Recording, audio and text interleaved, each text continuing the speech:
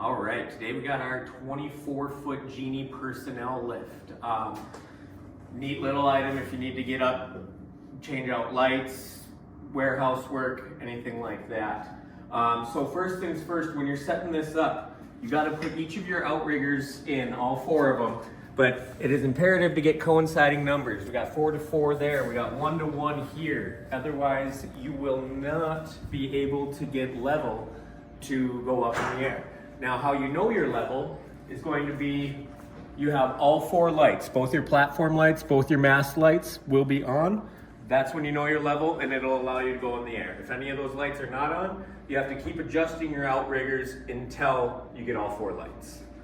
All right, and then as far as going up and down, you're gonna head up into the basket here. Now this machine does have a 350-pound lift capacity, so typically you and whatever you're working with, you can get up in the air. You're going to pull your E-stop. Now you got up and down on your switch there, but you have to depress this button to go up and down.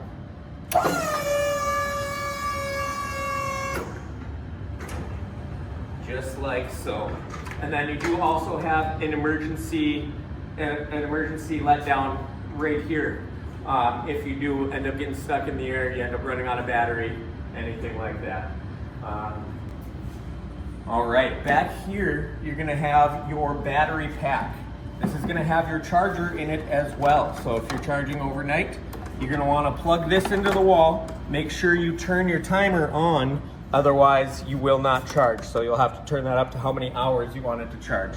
I usually just say go full all the way. That way you ensure that your battery is charged.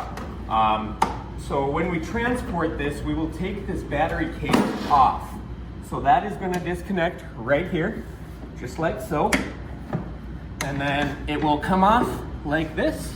So all you got to do, hang her back up and plug in. And once your key's on, you'll see your lights light up again.